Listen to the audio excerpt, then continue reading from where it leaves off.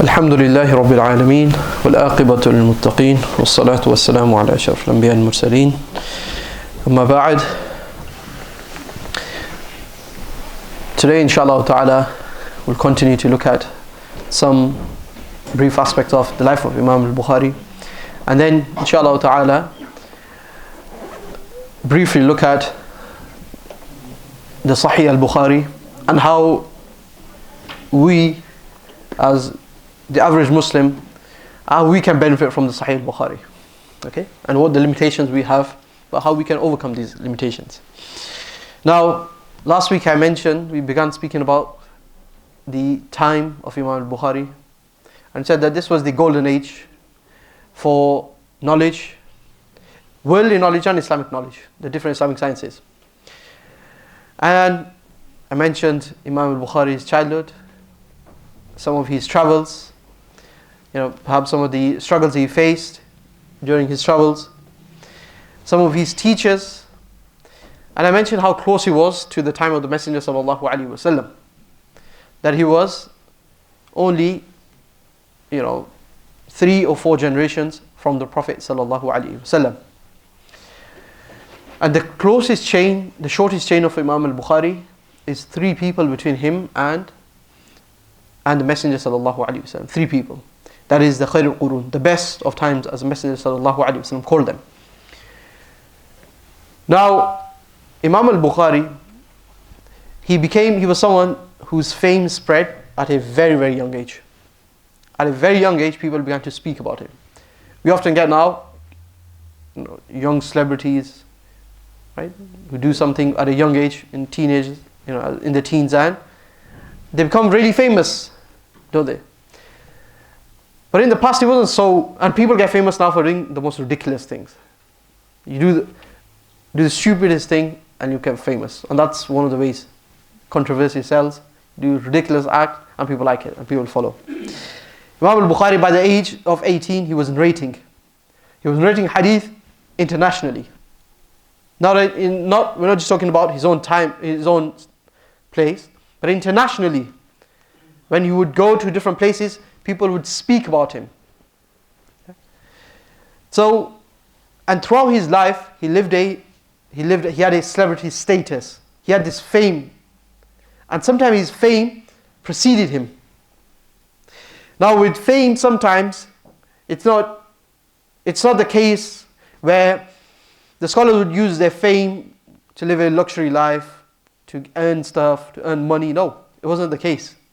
In fact, with the fame came challenges, and Imam Al-Bukhari himself faced severe challenges, severe tests and trials that really, really shook him. And when did he face these challenges? First of all, humans face challenges throughout their life. But there were 2 challenges that he faced in the last part of his life. Right? First of all, Allah subhanahu wa ta'ala tells us in the Quran, وَلَنَبْلُوَنَّكُمْ بِشَيْءٍ مِّنَ الْخَوْفِ وَالْجُوعِ وَنَقْصٍ مِّنَ الْأَمْوَالِ وَالْأَنفُسِ وَالثَّمَرَاتِ وَبَشِّرِ الصَّابِرِينَ. Allah tells us, we are certainly and most definitely going to test you with a loss of, we're going to test you with some fear, khawf, وَالْجُوعِ, some hunger, وَنَقْصٍ مِّنَ الْأَمْوَالِ وَالْأَنفُسِ. We're going to test you with a loss of wealth and a loss of life. Sometimes we have stable career, sometimes it's finished, nothing left. Sometimes, the most beloved people to us, they pass away. And we think that, how are we going to live? What is life after my parents? What meaning will my life have? But Allah says, we're going to test you. وَبَشِّرِ الصَّابِرِينَ. Glad tidings for those who have patience.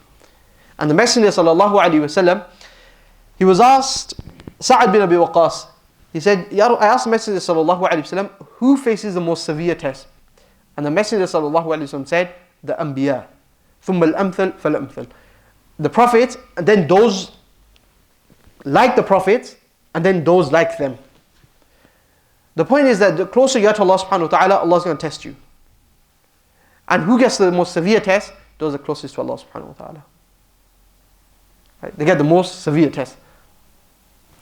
Now, with these tests, what are they meant to do? They're meant to take you closer to Allah subhanahu wa ta'ala. And Imam Al-Bukhari, the last few years of his life, he was tested with difficulty. Why? So that he could be completely made pure. If he can return to Allah subhanahu wa ta'ala, perhaps any sins he committed, first of all, Allah will raise his ranks, but perhaps any sins he committed, they will be wiped away. Now, what were these tests? Imam Bukhari faced two severe tests at the end of his life. One was at the hands of someone seen as from the generation of his teachers. So, from the generation of his teachers. Right? This was a man who Imam Bukhari heard hadith from, and he narrates hadith through him in his Sahih Bukhari as well. Right? Now, this is something to really ponder. Look at the sincerity of Imam Bukhari. The man, his teacher, who gave him severe trouble, severe test. Yet Imam Bukhari, him as a person, as a narrator hadith, he saw him as trustworthy. He saw him as reliable. He didn't let this personal trouble that they had get in the way of doubting his hadith. Right? Who was this? This was none other than Muhammad bin Yahya al-Dhuhli. Muhammad bin Yahya al-Dhuhli, who was also from the teachers of Imam Muslim. Right? It was also from his teachers. The second person who caused trouble to Imam Al-Bukhari was the Amir of Bukhara. The Amir of Bukhara. What was his name?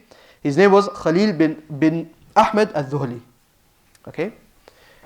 So, Muhammad bin Yahya al-Dhuhli and Khalil bin Ahmad al-Dhuhli. Now, before I mention what their troubles, what the difficulties were, I want to take you back a few years before Imam Bukhari, or a few years before Imam Bukhari becomes such a prominent narrator. In the time of Imam Ahmad, right, there was a great fitna that arose. A great fitna that arose. And this fitna was started by a early deviant group who were called the Mu'tazila. Who were the Mu'tazila? The Mu'tazila were the rationalists, who put their intellect before the Quran, so aql before naql. Aql is the intellect, and naql is the textual sources, we have Quran and Sunnah. Anything that we can't understand, right? Any texts that oppose the intellect, they would give preference to the intellect over it, and they'd reject it, or give it some far-fetched interpretation. Now, they started a controversy regarding the Quran and regarding some of the attributes of Allah subhanahu wa ta'ala. And they became close to the Khalifa at the time, Al-Ma'mun, who was from the sons of Harun al-Rashid. Yeah? He was the son of Harun al-Rashid. And they also influenced Ma'mun to adopt this as state policy. Any scholar who disagreed with this would face persecution.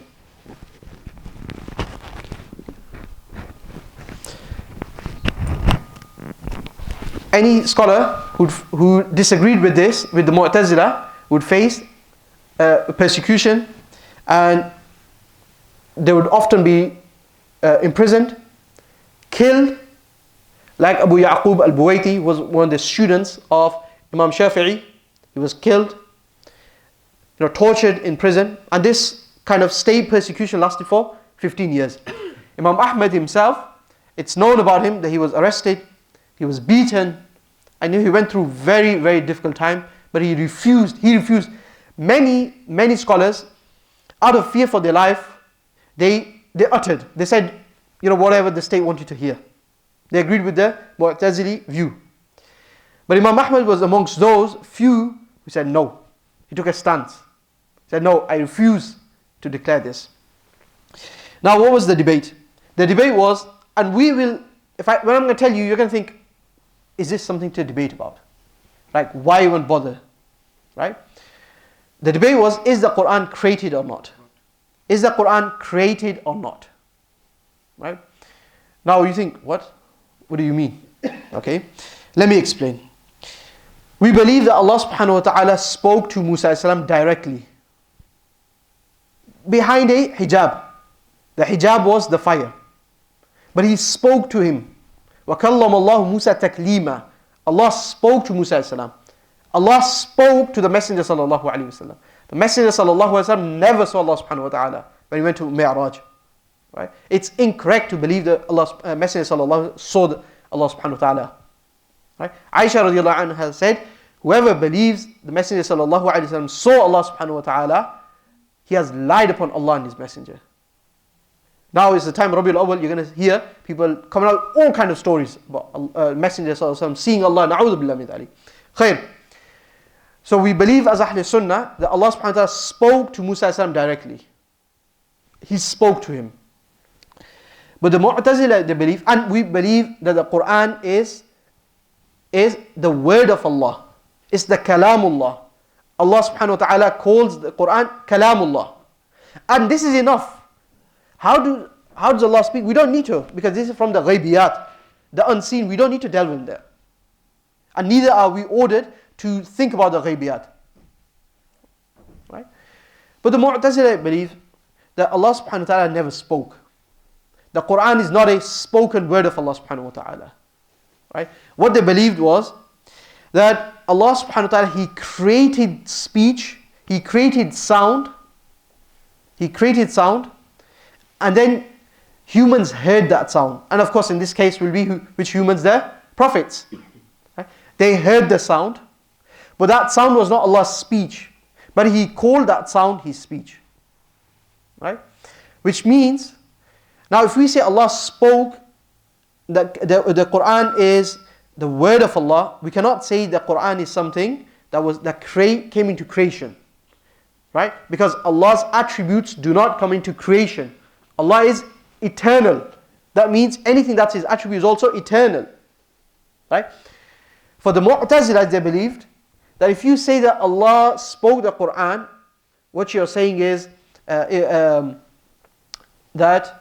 for them this was deviance, and they refused to accept it. And they made it state policy that you must say that Allah created the Quran. Right? Now for us this is irrelevant. Right? Because we don't need to delve into this. It's not going to affect your iman. For the Ahl Sunnah, the Messenger sallallahu alaihi wasallam never came into this debate whether the Quran created or not. The Sahaba never discussed it, and the early Tabi'un never discussed it. Why delve into issues that the Messenger sallallahu alaihi wasallam never delved into?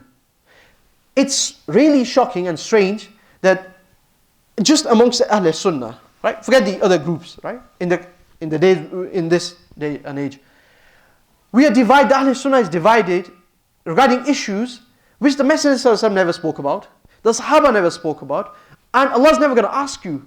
You're not responsible for knowing things about, are the prophets alive in the grave? How are they alive?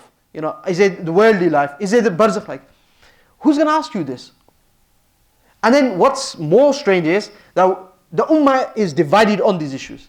People call each other mubtadi, your bidati, your fasiq, regarding issues which were secondary, that came due to a development of a fitna.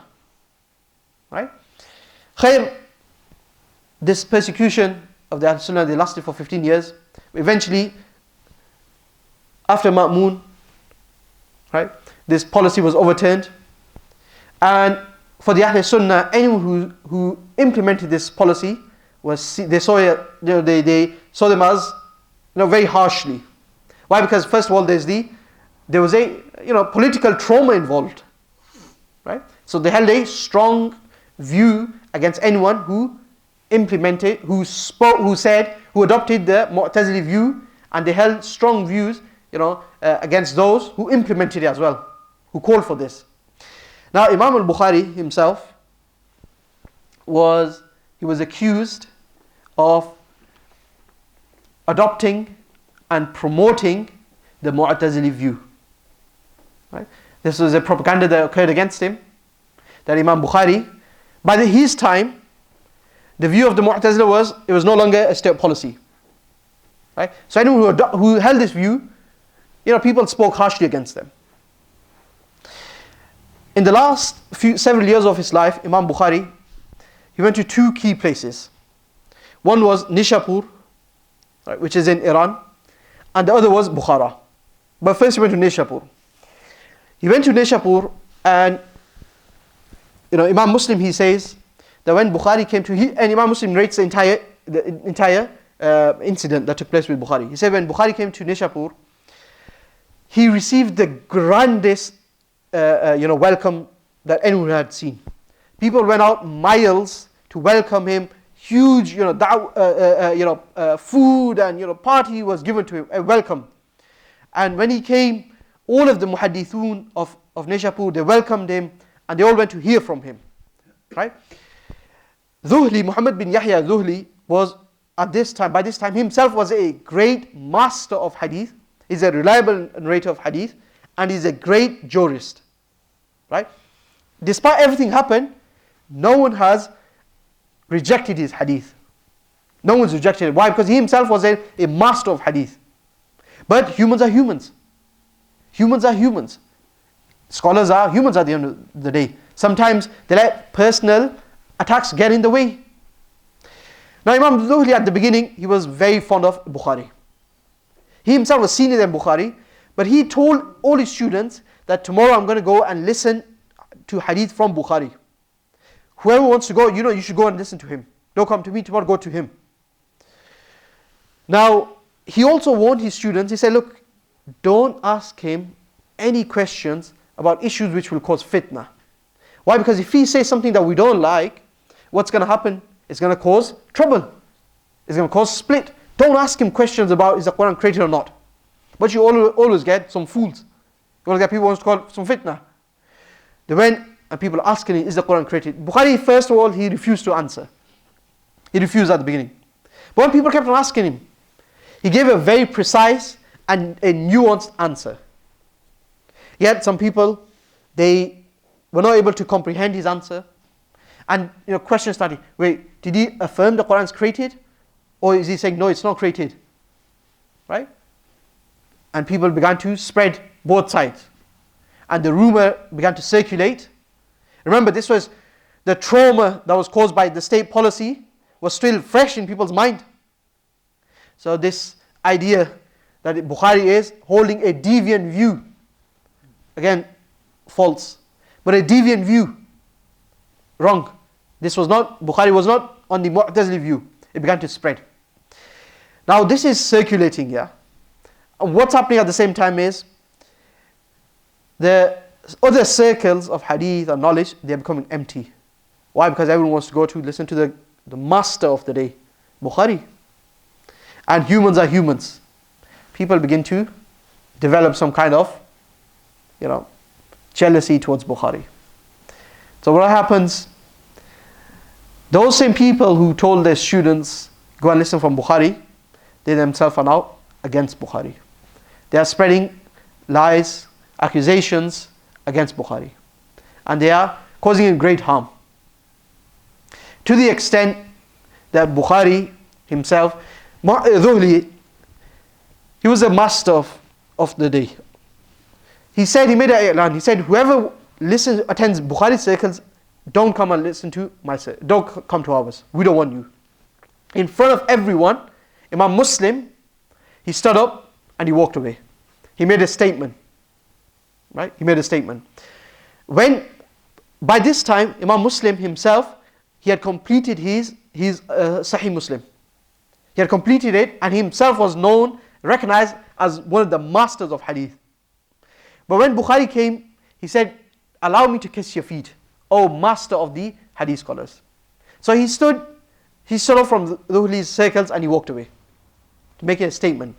Now Bukhari, he feared for his life. He said, I'm no longer safe here because people can come and cause harm to me.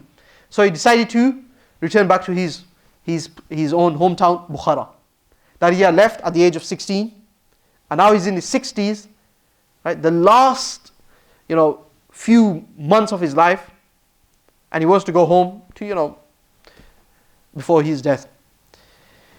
But the fitna did not end there, and it followed him to Bukhara as well. When Bukhari got to Bukhara, again he received a grand entrance. People began to welcome him, and people came to listen to hadith from him. But Dhuhli also sent letters to the Amir of Bukhara, warning him of Bukhari's deviance, so-called deviance. And he said to him, listen, don't allow Bukhari to narrate hadith so openly. Initially the Amir, he didn't take much notice. He didn't care. And he was affected by this. But, after a while, the Amir, he sent a request to Bukhari. He said, I want you to come to me and teach me and my family hadith in private sessions. Right? Give us special attention. Imam Bukhari himself, his entire life, he was very careful when it came to the rulers. He wasn't so friendly with the rulers. And he didn't ask for favors from the rulers. Right? He was very careful of them. Why? Because he feared that if I ask for favors from the rulers, one day they're going to use me to justify their own policies. So when the Amir of Bukhara, he asked for Bukhari to come, Imam Bukhari, he has his famous way, he said, أَنَا لَا أُذِلُّ الْعِلْمِ وَلَا أَحْمِلُهُ إِلَىٰ أَبْوَابِ النَّاسِ. He said, I'm not going to disgrace knowledge, and I'm not going to carry knowledge to people's doors. If you want to seek knowledge, you come to me just like anyone else. When it comes to knowledge, then it doesn't matter if you're the king, you're just like any other person in the masjid. All the circles of knowledge were taking place in the masjid. The masjid was their university, and it was open to everyone. Anyone can come, you can stay for the whole day, you can study for the year, you can study for 20 years, no problem. Right? Or you can study for 20 days. It's up to you. Right? Anyone could come and you could sit in anyone's circle. Right? There was no groupings, this is my circle, that's your, no. And people would go and study with different kind of mashayikh, and this was how knowledge was sought. So what happened with this? Yeah, of course, it angered the Amir of Bukhara. It angered him, and he wanted to imprison Imam Al-Bukhari and to punish him. Again, Imam Bukhari, he feared for his life. And the Amir, now he used Dhuhli's letters to actually justify his own grudge against Bukhari. He didn't like the fact that Bukhari refused to give him special attention. On top of that, he had letters from Dhuhli, which at the beginning he didn't care much about it. But now he used his letters to further justify his punishment and imprisonment of Bukhari. Right? Now Imam Bukhari, he feared for his life, and he left the town.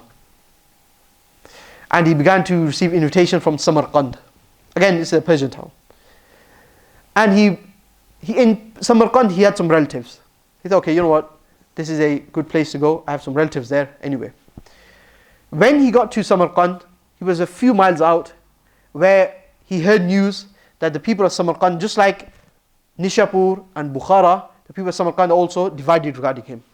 Some are saying, we don't want him, and others are really waiting for him. So he waited just a few miles from Samarkand. He said, okay, let's maybe a few weeks and let things clear up, then we'll go. One night, Imam Bukhari, he felt that, this is too much. And he was very saddened by the state, what's going on. And he made dua to Allah subhanahu wa ta'ala. Allahumma qad daqat alayya al-ard. Oh Allah, the earth has become tight on me, bima rahubat. Even though it's so spacious, it's so, open, it's still become tight on me. Faqbidni ilayk. Oh Allah, take my ruh towards you. Right? Imam Bukhari, some narration mentioned that he walked 40 steps, and Allah subhanahu wa ta'ala, he took his ruh. Now Imam Bukhari, he started his life with difficulty. He was an orphan. He was blind. Right? When he was young, he was blind. Allah subhanahu wa ta'ala returned his sight. He died. The beginning of his life and both the end of his life was he faced difficulty. Right? Now this is a lesson for us.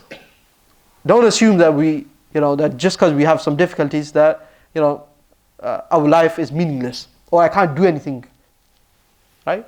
That I I have difficulty, so the purpose, the goals I had in life, I can't achieve them. No, despite everything, he didn't give up. Right? Allah subhanahu wa ta'ala will definitely test us. And without test, you can never grow. You can never grow. Right? This is why we have the phenomenon of the man-child. Right? Because people have never faced difficulties growing up. Right?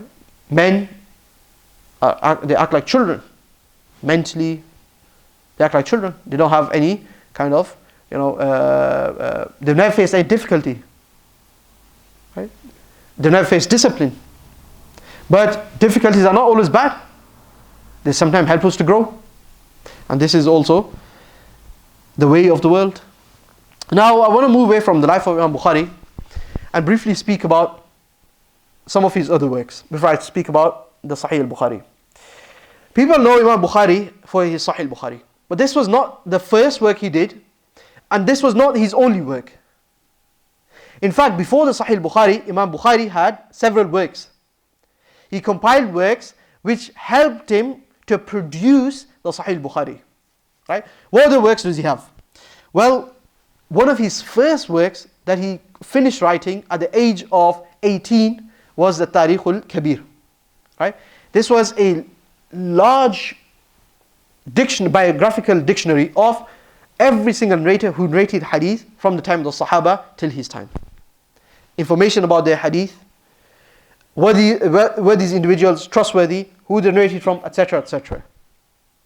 And this helped him to actually, what makes Sahih Bukhari so important is that it's a trustworthy, every single narrator in Sahih Bukhari is trustworthy.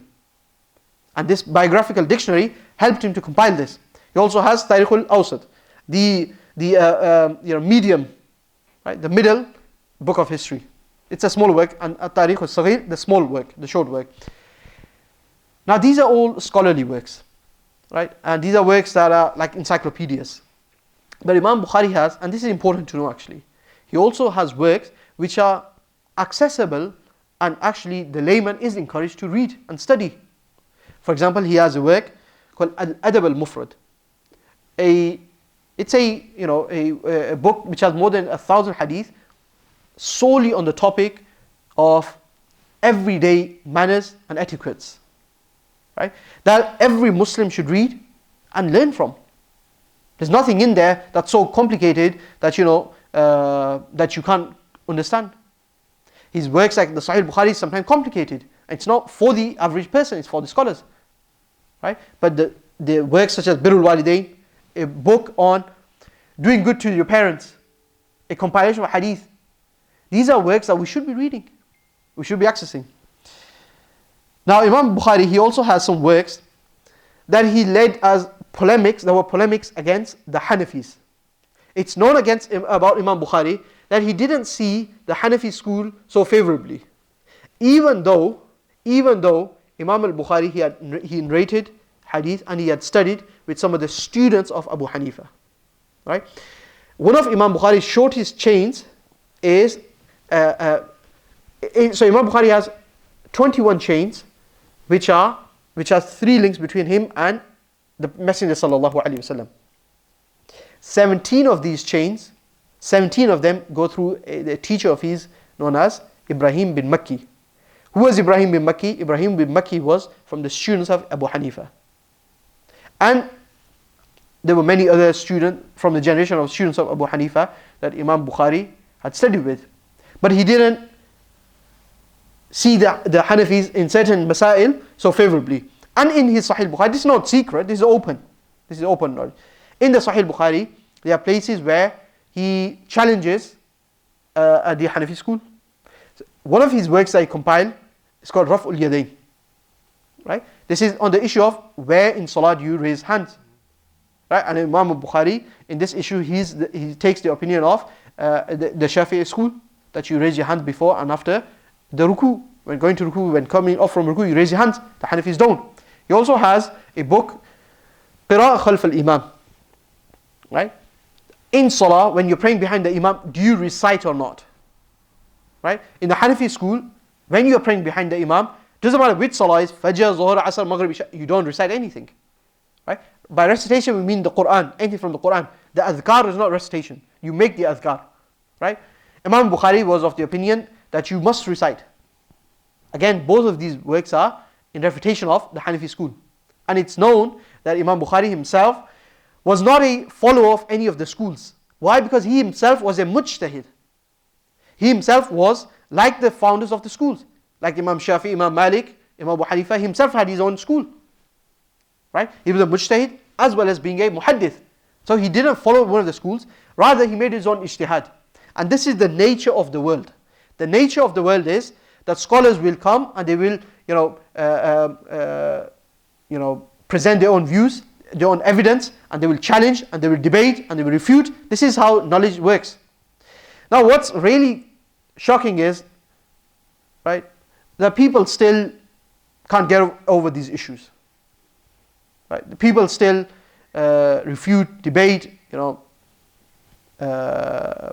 break the ummah over peripheral issues, secondary issues. That is something that we need to actually overcome. Now, let's speak about the Sahih Bukhari just briefly, inshallah ta'ala. What is the name? And the name is important to understand. The Sahih Bukhari is not called Sahih Bukhari. Imam Bukhari himself gave it a title. What was the title? Al-Jami' Al-Sahih Al-Musnad Al-Mukhtasar Min Umuri Rasulillah sallallahu alayhi wa sallam wa sunanihi wa ayyamihi. Al-Jami', a compilation. Right? What is the Jami'? Jami' is a type of hadith work which consists of different genre of a hadith, different topics of hadith. Not just one topic. So this will include a hadith to do with creed, right? The chapter of your belief system, imaniyat. It will to do with your fiqh, your purification, your worship, acts of worship, the salah, the hajj, etc., etc. Transactions, dealings, marriage, divorce, historical reports, the seerah of the Messenger sallallahu alaihi wasallam. It will have a hadith on the virtues of good deeds, sunnah fadail al-a'mal, etiquette. You have sections on tafsir that we find of the Quran, a hadith to do with the day of judgment, right? The signs of qiyamah and the end of days. So all the different types. As-Sahih, it only contains a hadith which are Sahih. It does not contain a hadith which are not Sahih. Okay. Al-Musnad. Musnad are those ahadith which are based on chains. Right? It does not have ahadith which are not based on chains. Al-Mukhtasar, this is important. That it's brief. What Imam Bukhari himself says is that he says, I only included Sahih hadith in Sahih Bukhari, but there were many Sahih which I did not include. People sometimes they think, hadith in Bukhari, take it, that's it. Let's ignore everything else. This is not how knowledge works.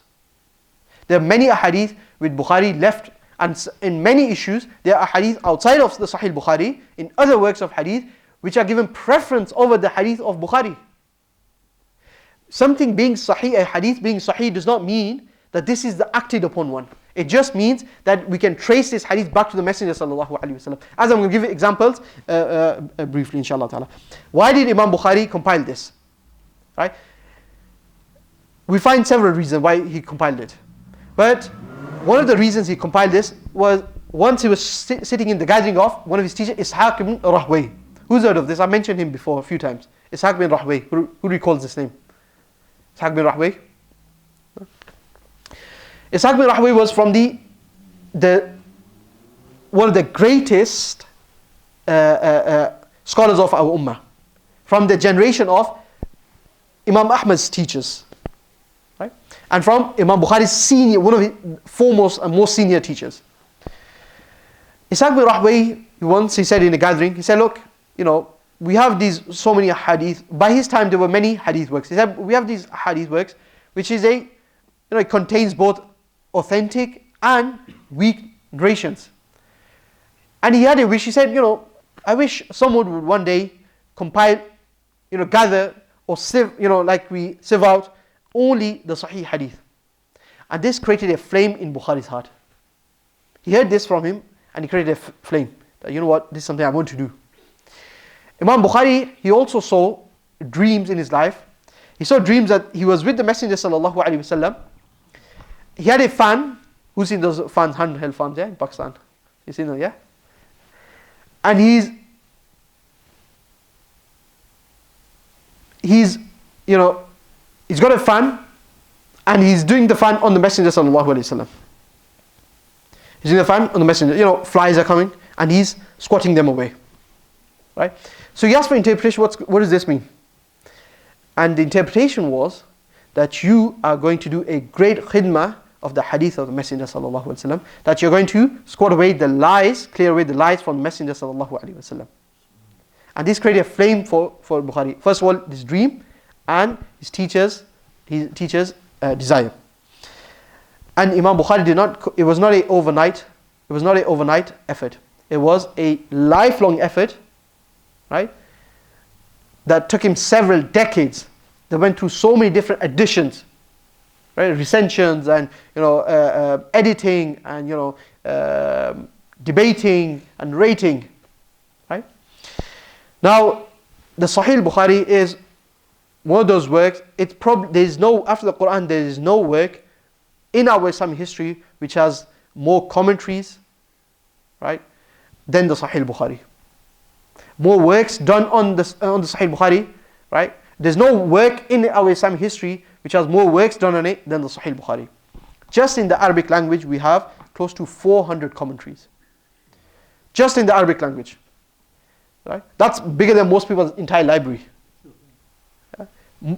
Now, this doesn't include the hundreds of works that are done in Urdu, in Farsi, and and English now as well. MashaAllah ta'ala, you're seeing translations, commentaries on 1, 2, 3 volumes of Sahih Bukhari that are coming out. And over the next few years, you will see more and more works coming out. That doesn't include French, right? German, all the different languages. Just in the Arabic language, there are, and it doesn't include the other works, the other type of works, just the commentaries on Sahih Bukhari. Right? Now, how foolish is it for a person to assume that I can pick up the English translation of Sahih Bukhari, have no access to 1,000 years of legacy of works on Sahih Bukhari and attempt to understand it. And that's not an issue to try to understand. We should do so, try to understand it. Just to open up the translation and do what? To try to come out with develop our own rulings from it.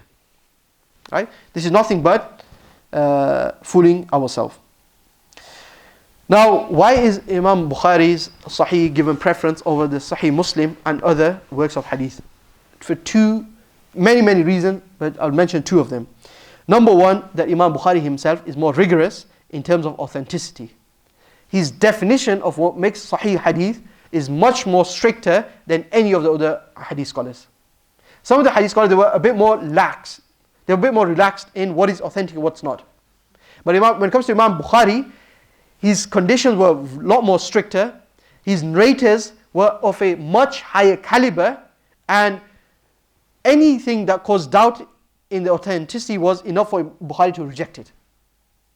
Right? This is why we can say that his conditions are the most strictest. The caliber of the narrators of Sahih Bukhari is much more higher than others. And of course, the content itself is less objected to. It's less objected to. Now, this does not mean that 100% each and every single word in Sahih Bukhari is authentic, because there's no work, Sahih Bukhari is what? It's a human endeavor. No human work is 100% perfect, right? And there are individual narrations in Sahih Bukhari which ulama have questioned, right? So we can say overall the Sahih Bukhari is the most authentic. Yet the scholars, there have been scholars, Sunni scholars, themselves great muhaddithun, that have questioned, say, okay, this is not correct, or this should be like this, right? And this is the nature, this is Allah subhanahu wa ta'ala's will, that the only thing that we can say 100% authentic is the Quran, nothing else, right? Now, I'm going to finish off very briefly by saying, how do we benefit from Sahih Bukhari? right? And can we, the average Muslim, benefit from Sahih Bukhari? Okay, sometimes you hear people say, no, don't even go near Sahih Bukhari, it's not for you. That's not true, right? But at the same time, it's not the case that everyone must open Sahih Bukhari and whatever they understand, look at the apparent hadith and then try to just act on it, right? These are two extremes, and both are ignorance, right? Opening up any work, whether that's the Quran, Hadith, Sahih Bukhari, any other works, there will always be benefits. First of all, there's spiritual benefits, right? But there are benefits that we can take from this, right? But there are also certain points that we have to understand our own limitations and we have to accept them. And this is humility, right? Now, what are the benefits? Well, there are many benefits, such as we can take fundamental knowledge. We can take, such as belief in Allah subhanahu wa ta'ala, creed, a hadith were about what makes up faith. These are clear, right? We can understand them directly. The messenger, the prophet of the messenger sallallahu alaihi wasallam, a hadith about the day of Qiyamah. These are clear. A hadith about the end of times. These are clear for everyone to understand. As well as general a hadith about morals, right? To do good, to avoid evil. A hadith about salah, right? The virtues of salah, about fasting, about hajj, etc., etc. A hadith, about the virtues of the morning prayer, the tahajjud prayer, etc., etc. You can find this. We can open the Sahih Bukhari, learn these hadith, and put them into practice. There's nothing preventing us from doing this. What is not, what we don't want to do is assume that without the correct training, we can open up Sahih Bukhari, read it, and call ourselves ulama, scholars. This is not something that's going to happen. Neither can we open up Sahih Bukhari, find an obscure, a difficult passage, difficult hadith to understand, a hadith which has discussion, and a hadith which is debated, and assume that we can just act on this without really delving into it, without understanding this. Now, this is not for me to put you off. In fact, every believer, every Muslim should aim to understand the Quran and the Sunnah. But my point is that you need a training. Without being trained, it can lead us. What I've seen is there are two extremes that people end up going. People who haven't received the correct training, right? What is the first extreme? The first extreme that we see often is, and I've seen this with number of people in my own life, they've not received the correct training. They don't have access to the hundreds of commentaries. They don't have access to how the ulama they understood the hadith, right? What it leads them is that they see a hadith which perhaps they find confusing, right? They find it, it contradicts what their intellect. And what it leads, because they've not been able to resolve this conflict, it leads them towards rejecting the entire hadith corpus. Right? What they say is, listen, so what I'm referring to here are those people who reject the Sunnah in its entirety. The Quranists, those who only accept the Quran. Right? They'll find what you find in debates with the Quran. It says, they'll say, oh, look at this hadith from Sahih Bukhari, look at this hadith from Sahih Bukhari, look at this hadith from Sahih Bukhari. Right? This is a lie. We don't, in their own mind, they don't understand it, so they completely reject it. Let me give you an example. Right? Recently, I came across an article that was an absolutely embarrassing article. Absolutely embarrassing. What was the article? The article was saying that Sahih Bukhari is untrustworthy. Okay, no problem. Why? You can, if this is the claim, okay, fine, no problem. You can hold this belief, no problem. But you have to present evidence. What is the evidence? It said because we find different contradicting narrations in the Sahih Bukhari and a hadith which conflict with others. And they gave 3 or 4 different examples. Let me give one example that they gave. The example that was mentioned in the article was regarding the age of the Messenger sallallahu alaihi wasallam and how long he stayed in Mecca. What age did the Messenger sallallahu alaihi wasallam become a prophet? 40. How long did he stay in Mecca?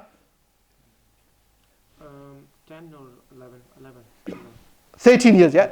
13 years. That's the popular view, yeah? The Messenger sallallahu alaihi wasallam, he stayed in Mecca for 13 years, and then he stayed in Medina for 10 years. Right? So that means he passed away at what age? 63. This is the correct view and the view of the majority. In Sahih Bukhari, you find three kind of narrations. A narration which mentions the Messenger sallallahu alaihi wasallam, he stayed in Mecca after the revelation for 10 years, which means what? That he passed away at what age? 60. The second narration which mentions the Messenger sallallahu alaihi wasallam stayed in Mecca for 13 years, which means he passed away at what age? 63. A third narration you find that the Messenger sallallahu alaihi wasallam stayed in Mecca for 15 years, which means he passed away at how old? 65. Yeah. Maybe the 15 years is from Sahih Muslim, right? But this is what it mentions. So now the author of this article, his claim was, look, if Sahih Bukhari was reliable, there would be no conflict. Now, forget the fact that, there are entire fields of study dedicated to resolving contradictions within hadith and with external sources, which is known as mukhtaliful hadith and mushkilul hadith. Right? Entire field of study resolving when we find two contradicting hadith, or a hadith contradicts with the Quran, or a hadith contradicts with the historical fact, or with the seerah, with the intellect, with science. How do we resolve it? Right? The author was such, he didn't have access to the fact that the ulama had already discussed this. This is not a new objection, right? This is nothing new, right? The ulama already discussed this and they resolved this conflict, right? But it led him immediately to the conclusion that the entire science of hadith and Sahih Bukhari is unreliable. Why? Because of the fact that there are some kind of contradictions. Now this is like jumping the gun, right?